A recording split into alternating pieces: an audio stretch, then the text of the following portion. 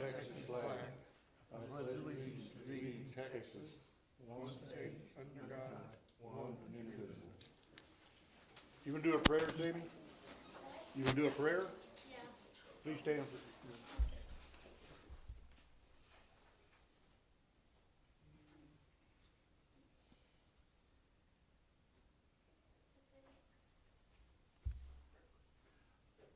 Father, Lord, we thank you for this meeting tonight and for those who joined us in attendance. Lord, we thank you for our leaders who serve with us and serve on our behalf to lead and guide our community and make it such a wonderful place to live. We pray for each one who's here tonight, Lord, that you'll bless them as well as giving us guidance and as we try to plan a future for Morgan's Point Resort and to keep it a great place to live for us and others who may join us in the future. We pray that you'll give guidance and wisdom. Pray that you'll look over each citizen here of our community, give us health and safety.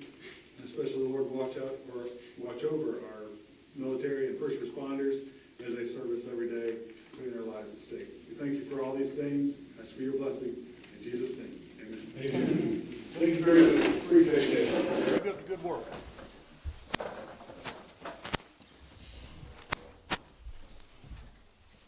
Thank you, sir.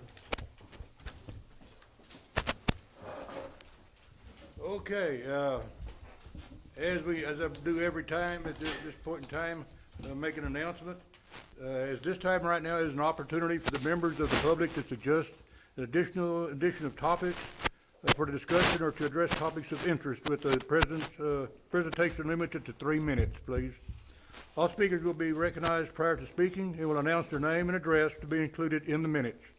State law prohibits the mayor or the members of the city council from commenting on any statement or engaging in dialogue without appropriate agenda items being posted in accordance with the Texas Open Meetings Law. Okay, so with that in mind, I'm going to call Pam. I think you're the first one on the agenda.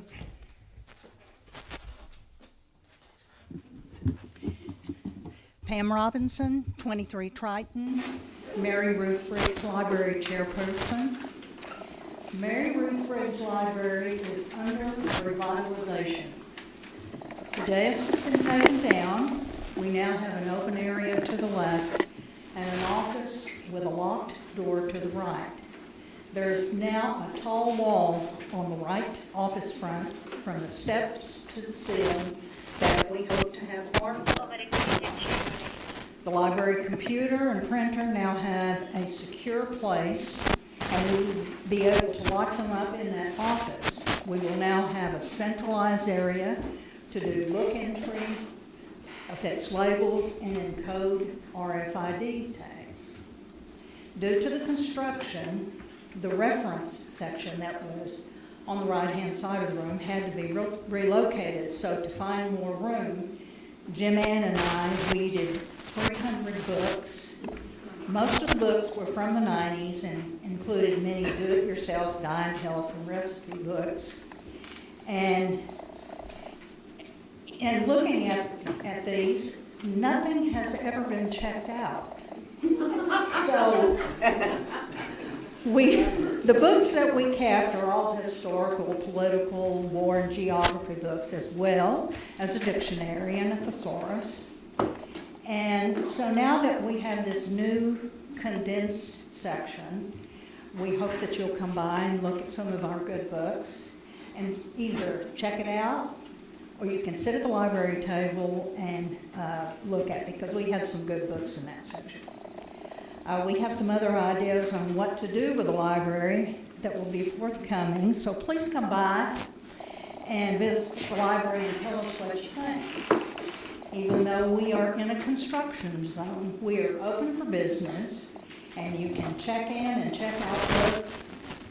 Come around, just look, Monday through Friday, 7 a.m. to 4 p.m. Thank you. We appreciate it very much. Becky, you're next on the agenda.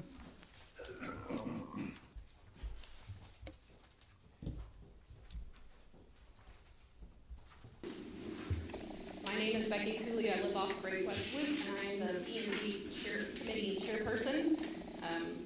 We understand that there's on tonight's agenda is the ILA between Morgan's Point Resort and Central Texas Council of Governments. And we propose, we would like to make that happen. Our committee works well together, but we don't have any knowledge of how to write ordinances, and we need the help that we get. So as a chairperson, I support this ILA, and I hope y'all will also. Thank you very much, appreciate that. Denise? Your turn. My name is Denise Seibert. I'm at 114 Great West Loop. Kind of didn't know what about this new position that the city voted on this last week, and I was very disappointed because that audit not being done, it just really not seeing financial responsibility in that, and I'm hoping that we'll wait until this audit is finished before we bring any more positions in, because we've got to be looking at our books and make sure everything's in order before we even do a new position or put out more income out of this city. So I'm hoping that we wait till the audit's done for any future positions that we are thinking of funding. So Thank you very much, appreciate it. Okay, moving right along, we're gonna go to the consent agenda.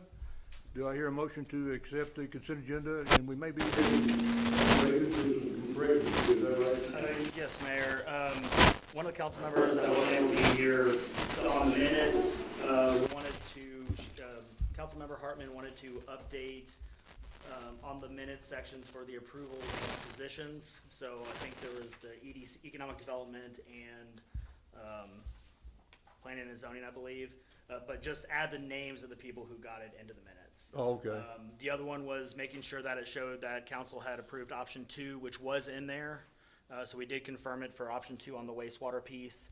And then we looked at the resolution piece just to get some verification or clarification on it, but that was good. So the addition would just be adding the names of those who were nominated and approved by council for, I think it was the Economic Development and Planning and Zoning. Y'all okay with that? Anybody have a question on it? So pull it out, and then a council member or whoever would make a motion to really, I guess, amend the minutes, Y'all need to- adding those, and then second. Do I hear a motion to accept the minutes, the agenda? I'll make a motion. And With accept? the changes. In a second? Well, we're, in a second? I'll say. In a second, okay, been made in a second. Now, we need, Larry, with the alterations or conditions, do you want to specify them again, Dalton, or do you?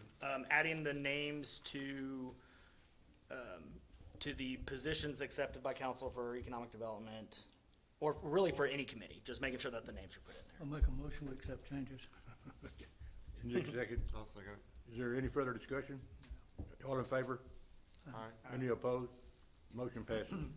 Thank you, folks. Okay, going to the regular agenda now.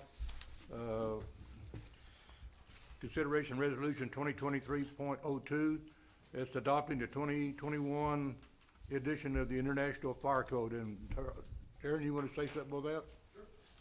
So while he's getting set up, I want to try to simplify what he's going to say in very few words, and maybe this will make sense. So Taryn's our salesman. I can talk. We can both talk. He's very technical, good at his job. We currently have the 2015 International Building Codes. They're foundational and they align with state laws and ordinances. International Fire Code, we currently don't have one. They're going to be foundational. They're not being adopted as into law. They're just foundational to build upon as we start figuring out, fire stuff. Now the technical stuff. Okay, so, yeah, good evening. How's everybody doing tonight? Good, okay. Yeah, I won't go through a whole lot of technical jargon. Frankly, I couldn't quote you how many pages this thing is, but it's more than if someone said, hey, can you look on page 1857 and give me this? I can't do that for you tonight, but you can certainly call me and ask. As our city manager mentioned, we'll adopt it for reference. We'll adopt it, and if there's something that comes up, we're like, hey, that absolutely does not make sense for the city or resort. And I can't give you an example offhand, but if there's something we looked at, we go, man, somebody wants to do this, and the fire code says we can't do that, but it makes sense for our city. We have the flexibility and leisure to be able to do that. The issue running through is this. Does anybody know what the occupancy load is for this building? No. You do. 60? What's that? It's actually much higher. What'd you have? It's closer to 200. Yeah. And so, can you imagine 200 people in this building? Is the door behind me, is it locked or unlocked? Does anybody know? Is the door over there locked or unlocked? Does anybody know? All right. Is the stove over there, is it operational? Can we use it? So if you were to rent this to Mrs. Smith for her 90th birthday, and they had both these doors locked, and we decided not to cite an occupancy load, and they had 300 people in here, and a grease fire started on the stove, well, Mr. Smith was in the bathroom adjusting his tie, can you imagine the tragedy and life loss we've experienced right here in this building?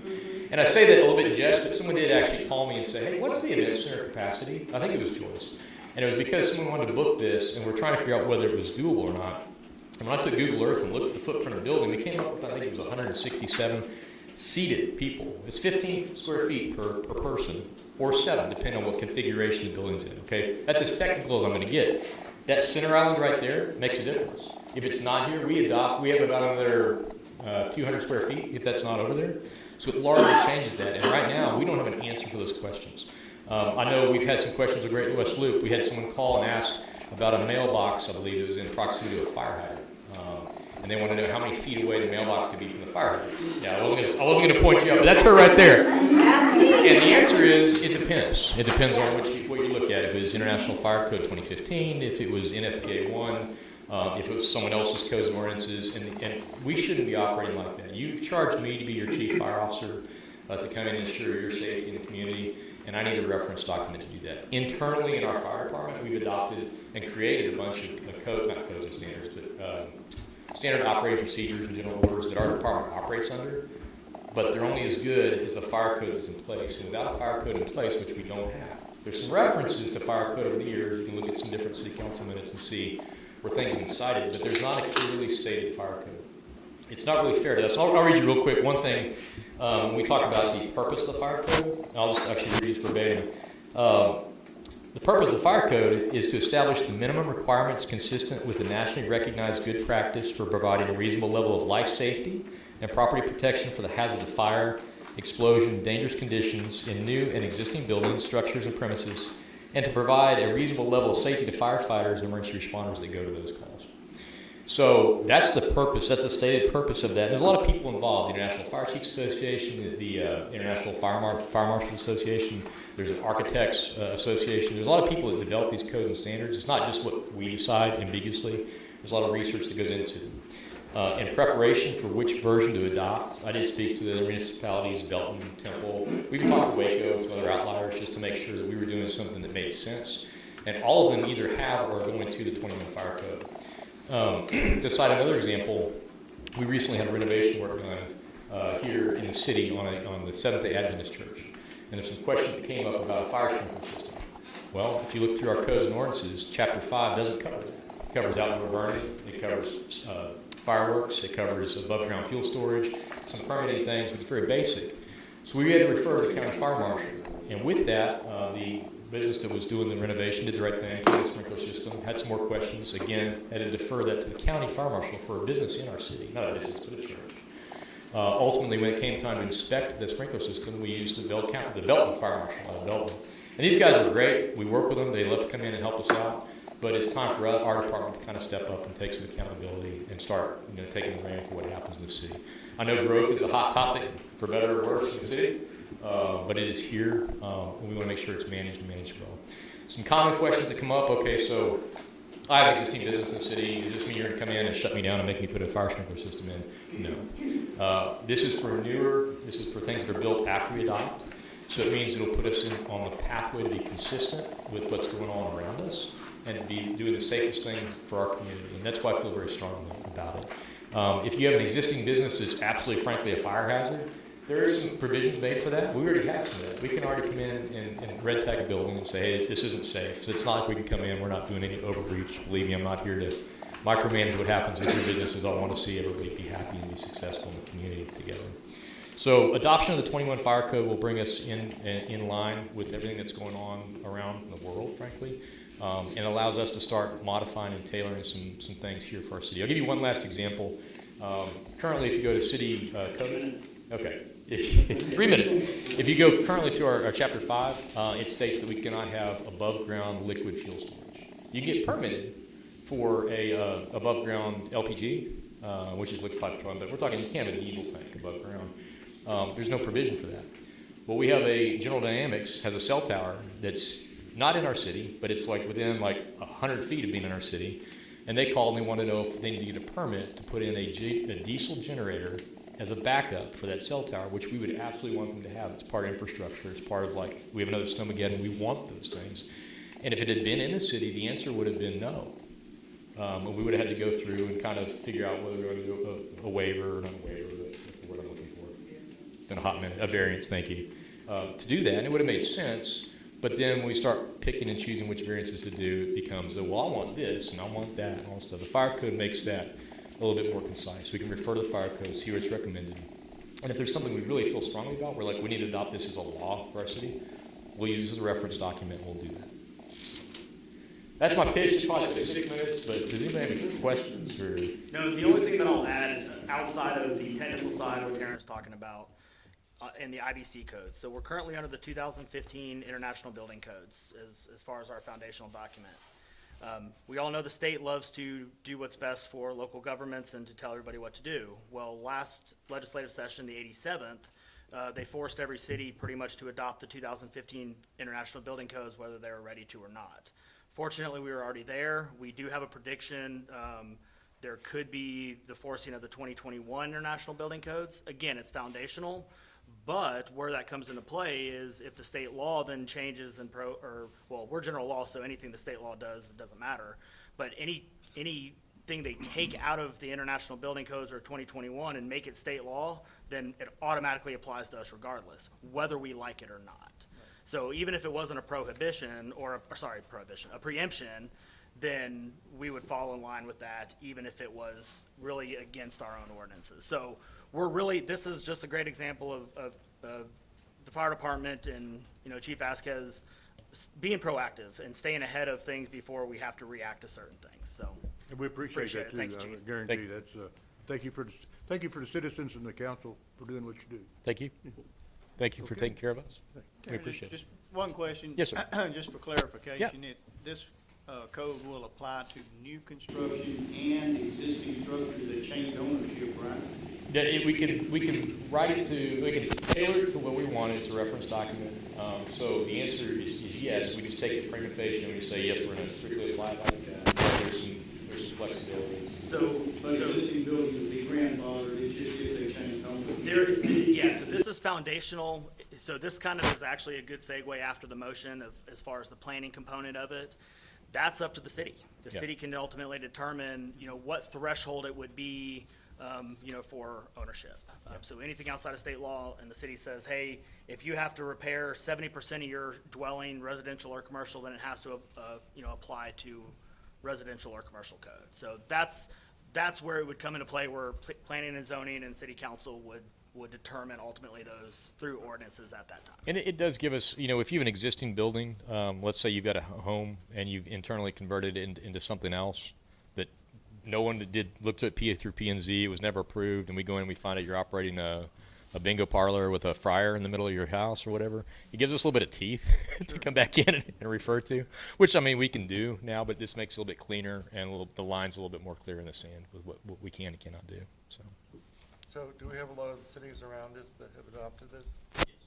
Yeah, I think the only one that was kind of a lagger was Copper's Cove, I believe, is still on 15.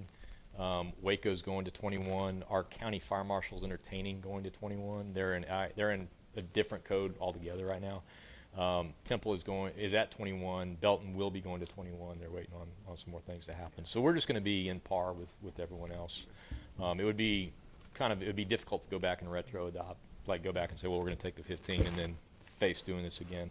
They are updated about every 3 years, and we'll probably be a couple years behind. There'll be a best practice thing. There'll be a lag time where we adopt 21, the 24 comes out, and maybe it's 26, 27. We look at that and say, yeah, it's time to go ahead and move on. So.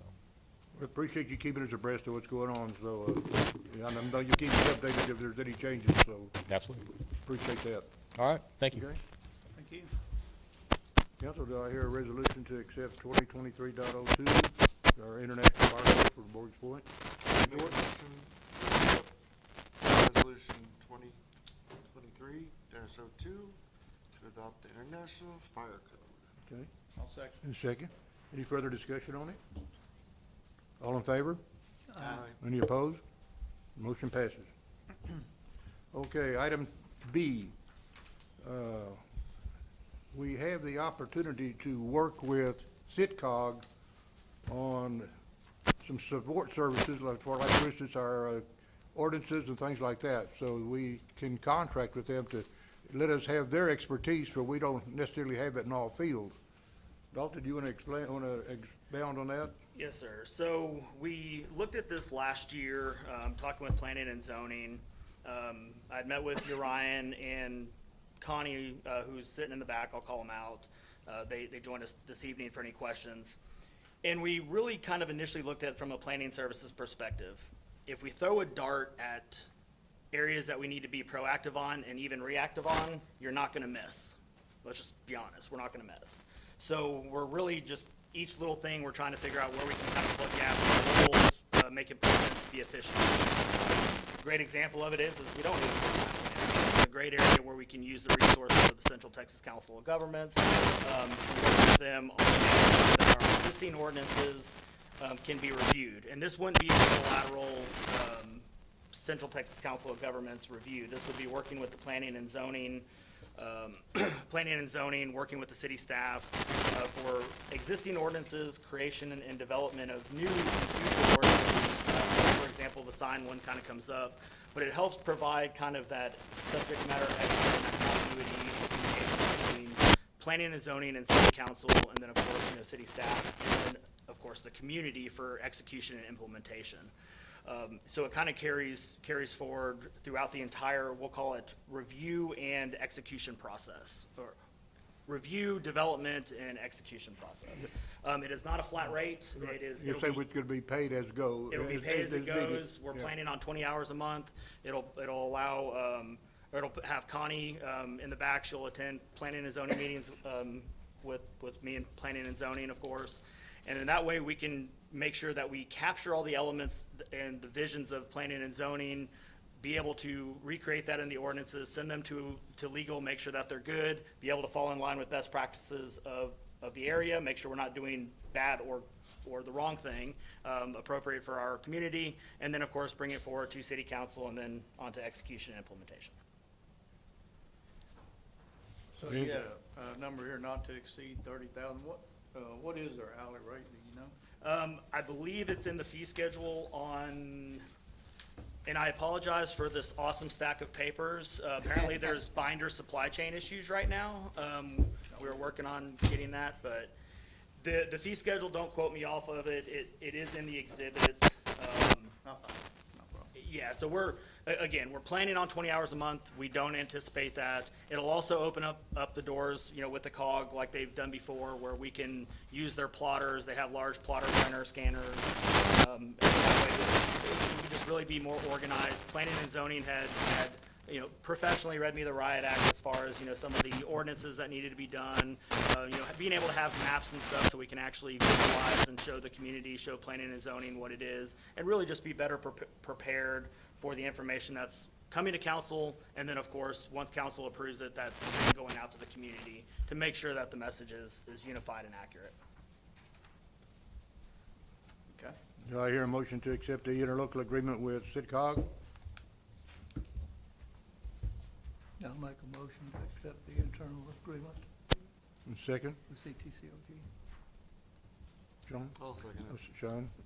Any further discussion on it? All in favor? Aye. Any opposed? Motion passes.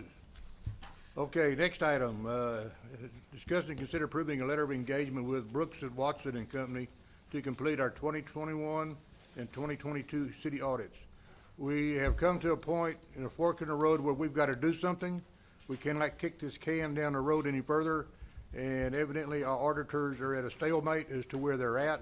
We're gonna have to change direction. And the council will decide which we want to go. Dalton, you want to expound on that while I'm, Yes, sir. So I don't want to point fingers. Carrie and I have been here I've been here since February of 2021. We got handed a very difficult, challenging onion that we've been peeling the layers of the onion back. We've been with Lot Vernon for a long time. The city has been very successful with Lot Vernon. But we've run into some challenges as far as staffing and cleanup. Let's just be honest. In full transparency, could we have made this decision 2 years ago or a year ago? Probably, but I don't know if the outcome would have been any different until this point. We've been communicating with, Lot Vernon at one point in time. It kind of fell off a little bit. I'm not going to say any fault of them, any fault of us. It's kind of, been a mutual thing. And we hit a point to where in October when they came on board, I kind of had a feeling that this was going to happen where we weren't going to get the 19 audit on time. I talked with Dane over at the auditing firm. One of the recommendations that it was made previously, and he kind of agreed to this, was why not pick up on the 21-22 audit when we came on board? Now, yes, that adds some complications of, well, what happened in 19 and 20? And that's a valid concern and a valid question. So there's obviously, we'll say a partially legal, but more of a moral and ethical, determination. What we're recommending is we spoke with Brooks Watson. They do the audits for City of Belmead, City of Taylor, City of McGregor, we'll say for the local ones. And they focus solely on audits. They don't do taxes, they kick taxes to other firms. By doing the first letter of engagement for the 21-22 audit, they would come in and do basically what's called a balance sheet testing for 2020 to develop or to establish beginning balances for the 21 audit. Then they would go right into the 22 audit, and then the second letter, agenda item D, would be the letter of engagement for the 2023 audit, which would get us caught up. That would get us the 3 audits that we needed under the administration of Carrie and I and council, at that time. And really, I think that's the most important part. Bottom line is, Carrie and I weren't here in the 1921. It sucks. We still think Lot Vernon can go ahead and continue with the 19 audit at their pace, which can ultimately, if they, they get it done, great. But I think really more importantly is to the residents, what are Carrie and I doing? Are we doing the right thing? And is this the expectation that council has set as far as bringing us on board? And I think this is an opportunity for us to say from 21, 22, and 2023, are our internal controls right? Are we moving forward with the administration and city council, that the residents expect us to do? And then we can move forward. We can still go back in time and do those audits really as principle's sake, but we'll leave that up to council. As far as going back. Really what entering into this letter of engagement for 21 and 22 would be, the timeline, they would start in April, so we're currently in audit season now. The timeline would put it through the 21 and 22 audit completion by September 30th at the fiscal year, and then jump right into, and of course during the summer, we would figure out the timeline for 2023, but then we'd be on track for the 2023 audit come October, November, December timeframe, which would be, again, on track. I know one of the concerns was, grants. Yes, I agree. If we continue to focus on 19 and 20 audits, we absolutely can. But all we're going to be doing is continuing to delay the audits up to this point. Even if we said, all right, well, could Brooks Watson go all the way back to the 1920? They could. Council absolutely can make that decision if they want to do that. But if we do it consecutive at that point, we know 19 and 20 are going to be garbage. We don't anticipate any fraud or any embezzlement or any issues. During the 2020 balance sheet build out for the beginning balances for 21 and 22, they are going to go back all the way through the 19 and 20 audit, 19 and 20 activity to pull in capital projects, fixed asset replacement, and everything else. I'm jokingly kind of saying this, but the great thing is nothing's happened since 2018. Not really. So the activity that's going to be done is going to relatively be minimal, but they're still going to dive into it. They're not just going to skip over it. So they are going to have to build that balance sheet out for 2020. That's the option that we recommend going, or staff recommends for council. So we're missing from 2018? No, we have 2018. So Okay, we're so missing 19 and 19, 20. 20. Those were right before our time, and then And then- 21 and 22 is So you're proposing that they go ahead and do 21 and 22. so we don't have to do them in order? So, no. Okay. You don't have to do them in order. Yes, should you? Of course. But that ship has sailed at this point. Now, if council chooses at their pleasure to do it in order, then it's gonna be at the, and especially if we stay with Lot Vernon, it's gonna be at their timeline. And Yeah, we gotta get something started. We gotta find a starting point. And I know, mainly we're talking to the audience here, because we've all discussed this already, more or less, so we're pretty much aware of what's going on. Talk to Donna. Oh, by the way, Donna's obviously not here tonight. She's not feeling well, and Robbie Johnson's had some medical issues with his wife, so she's doing good, everybody's good, but they were both out. But they've been briefed. We've discussed this, so it's not something that we're hiding from them or trying to get pushed through while they're not here, okay? And so I just want to make that note right there. So anyway, if you all want to discuss this or however you all want to do that, but it's up to council's decision. Well, I just have, I mean, obviously Lot Vernon's performance has been substandard. So, yes, I mean, I don't have an issue with going to a different firm and getting 21 and 22 caught up. My question to Neil is can we skip those audits? Is that legal?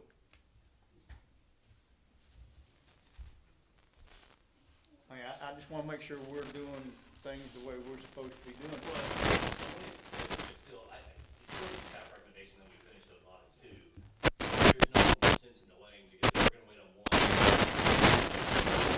We can simultaneously let Lot Vernon work at their own pace, but if we can finish 2021 at the same time that they're finishing 19. The law doesn't state consecutively, it leaves it open for ambiguity. And what gets even more ambiguous with the state law when it comes to audits, and Neil, please correct me on this one, it shows that there's, audits that should be performed on the municipality, but even who signs those audits is left open for interpretation, if you will. You could even have it to where you have a financial statement that your city official, a public works director, could go and sign and say that it's good. And if the council approves that, it's not audited, but they've accepted it. And so the law is very ambiguous when it comes. It doesn't say you have to have consecutive audits. It's implied, of course, because, well, you're not gonna get behind. When we talked to Brooks Watson about this, and we even talked to Lot Vernon, but when we talked to Brooks Watson, this is unique. This is unique. I mean, cities who don't audit or who just do financial statements and the city officials approve it, they have financial statements. We don't have anything. We do nothing. So from 19 and 20, we have the information. So at this point, we know there's gonna be material noncompliance for 19 and 20, which even if we did consecutively get those, and let's say it took a year, well, now we're behind another 3. So we are recommending do them, and really, if Lot Vernon continues with the 19, because we already have a letter of engagement with them, and they'll finish it at their pace, we get it. And then 2020, it's not audited, but they are gonna go back through the activity, and they are gonna have to put in, a balance sheet testing. So there is gonna be a year-end balance sheet. So really, it's an unaudited, year, but it's not like you have a, 3-4 years gap. And let me also, for council and then of course for the community that's listening, 19 and 20 were not there for us. I would by no means recommend this course of action if Carrie and I were here during that time, trying to skip audits. We want to make sure that we're doing the due diligence of saying, hey, we've been here, we obviously got this, we're dealing with it, I've taken responsibility for it. But yes, there's questions asked and there's legitimate questions asked. So now the question is what council hired in 2021, are we doing the right thing? And I think the residents need to know that. I think council needs to know that. And I think this is the best option to do that and move forward. Yeah, I don't have an issue with moving to Brooks and Watson to do 2021 and 2022. I just wanna make sure that we're doing what we should do. And hey, if it's not. But 103 of the local government code says that you've got to have an annual audit, and if you don't have a person on staff that's qualified to do it, you've got to hire an outside CPA firm to do it. But other than making that requirement, Doesn't say when you have to have the audit. and there's no penalty for it, I mean, it just says you gotta do it. We're not saying we're not gonna do that. Well, No, but it's what I'm saying. We're doing It it seems to me what simultaneously Dolphin with is- 2 different companies. yeah. It seems to me that what Dolphin is proposing is just the best way to get us out of the trap that we've been in and move forward. Yeah, so to the, I so, don't think we'll go to jail by the way we want to do it. so here's, I think here's, we'll be all right. I think here's the, yeah, I think here's the, I think here's the other side of this too, if we want to, you know, from an ethical component. If we're violating the law, which technically we are, we're already there. Do we want to continue to violate the law in a much greater fashion, or do we want to say we've already violated the law, let's stop violating the law as quickly as possible and move forward to have a clean set? Because I'll tell you right now, I mean, and this is actually, I would say, a good thing from just our analytical perspective, since not a lot of activity has happened from 2018 to now, we have a better idea of our cash balances, our bank statements, you know, our structurally balanced budgets, our budgets. I have more confidence in these than I do audited financials from 2018. You know, I'll bet my job on this clearly, because that's what we wanted to make sure we did. We didn't want to just not focus on either one. We wanted to make sure that if something like this did happen, we can at least legitimately say that I stand by, you know, these. And I can't expect Kerry to turn around and on the 2019 and 20 audits, because he wasn't here, to say that they were legitimate. I'm not saying that he would here, but I would be more willing to bet that he would put his name on the line on these versus something in the past. So even if we got the 19 and 20, that tells you nothing right now. That just is a historical record. I mean, we're 4 years out. So at least by getting this caught up by the end of the year, council and the residents in the community truly get to see what we are doing for y'all. No, I agree. We need to get 21 and 22 caught up. The question I have, are we going to allow Lot Vernon to work at their own pace to get the other audits caught up? Or do we want to turn all of it over to Brooks Watson? We thought about that. There was some discussion on that. We recommend going ahead and doing the balance sheet testing for 2020 and doing 21 and 22. Mainly because with the onion layer peeled back on 19 and 20, yeah, they could do it, but it goes back to at what cost? At what cost? Where, again, what is 19 and 20 really going to truly tell us for 21 and 22 other than we have the financial statements? Where at least, But unless I misunderstood, we have to have an audit for we those we years. do, but it doesn't say that you have to do it consecutively. Right, It's right. implied consecutively, Right. but that ship has already sailed. Well, there's a requirement that the audit be filed with the city secretary within 180 days from the end of the fiscal year. Yeah. We've never, So, I don't know that we've ever done that within 180 days. Yeah. why was this not done? So we've already kind of, you know, took the red pill, and now the blue pill is saying, hey, at least based off of this timeline with this audit firm that focuses on audits, you know, and you know, from the word of mouth of other cities that are at least using them, we can at least, I'm gonna stake my career on this that says we're gonna have our audits caught up by 2023, 2024. Yes, I've made that comment, you know, before about, you know, 19 and 20. Keep in But, mind, what is. but that onion layer that I peeled back got ugly very quick, and those weren't, and as we continued to peel it back, it escalated. And so it got to a point to where we're having to clean up somebody else's mess or multiple issues. And now we're also having to make sure that we don't create the same mess in the process, where at least this is gonna show you that the mess that we've dealt with here, we can focus on, and then we can go back if council chooses to at least get the 19 and 20, well, I'd say the 2021 done. Because if we just say, Lot Vernon's already have a letter of engagement, we haven't paid him anything, we're not gonna give him money until they give us the 19 report, but hey, you can do it at your pace. I don't wanna make light of this, but 18, 19 is not gonna tell us anything now, but we need to know what's going on now. I mean, that's where we're operating from. We're not operating from 4 years ago. So regardless of what they come up with, regardless of what it is, we're dealing in now. Yeah. And we wanna be sure we're on the right track, and I think that's the way to go with this right here.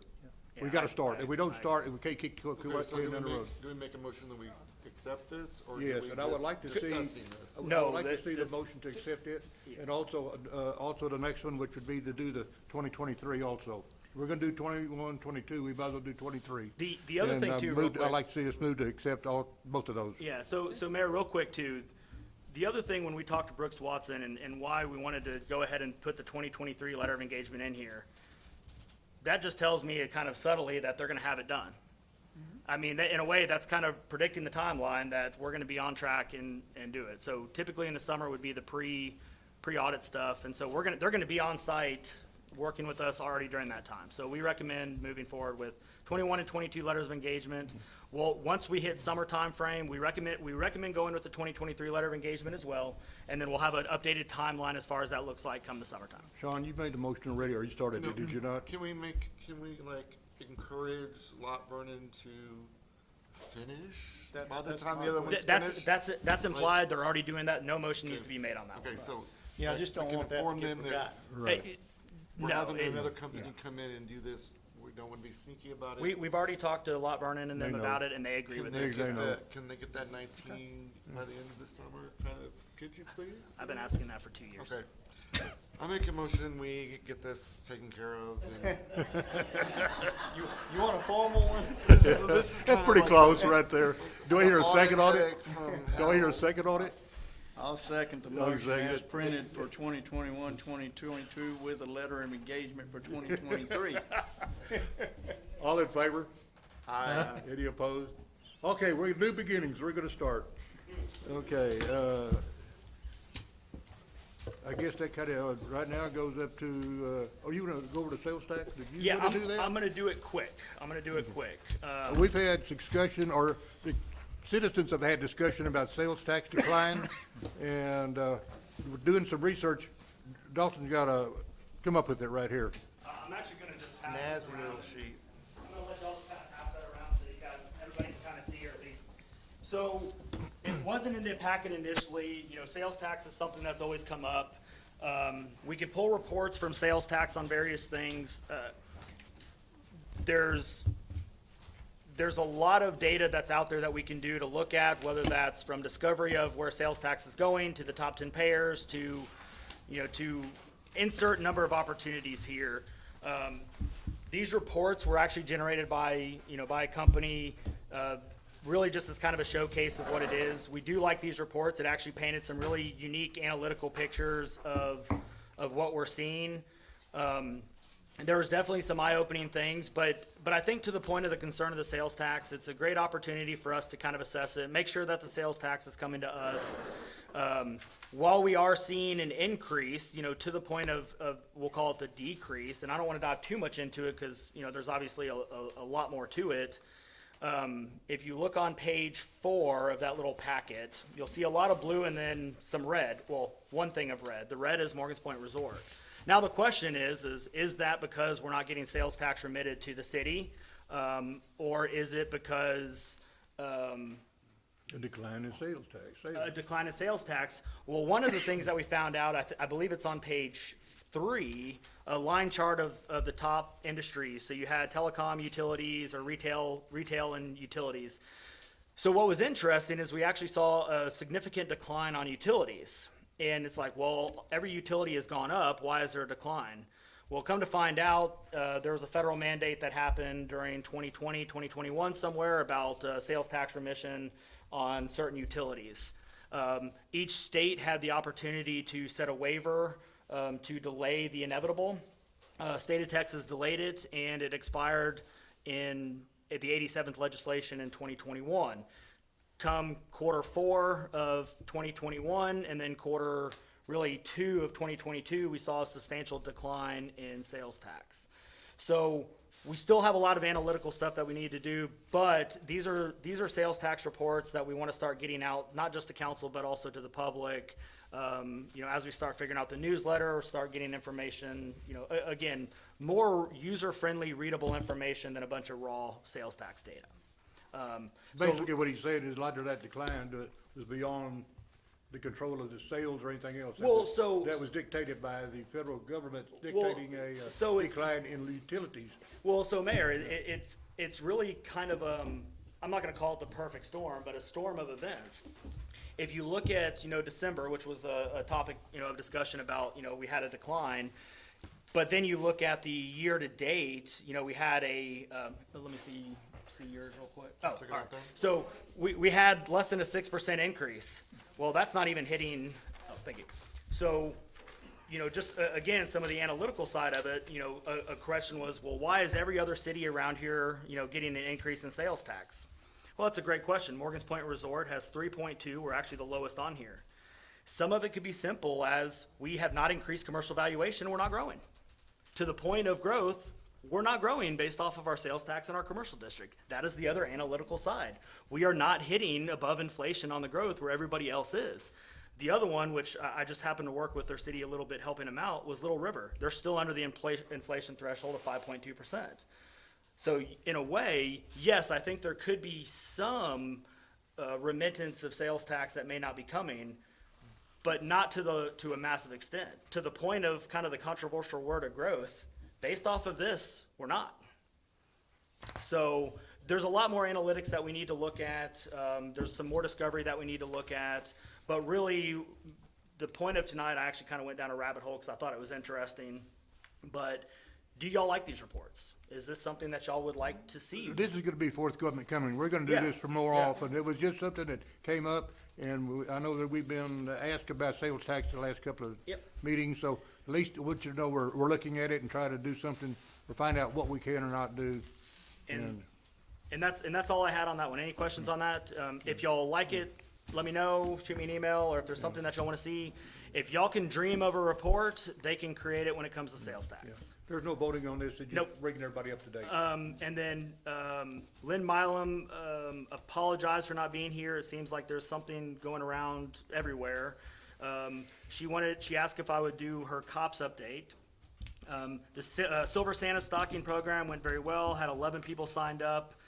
Very happy to receive a visit from the COPS organization, as well as the stocking with all the goodies in it. Next meeting for the COPS is 7 PM at the community center here on January 19th. That's it. So thank you, Lynn Milam, for being short and sweet. Do we have anything I don't from have the Karen? I don't have the auxiliary update. I don't know. I didn't get it either, That so. could have been, Oh, wait a minute.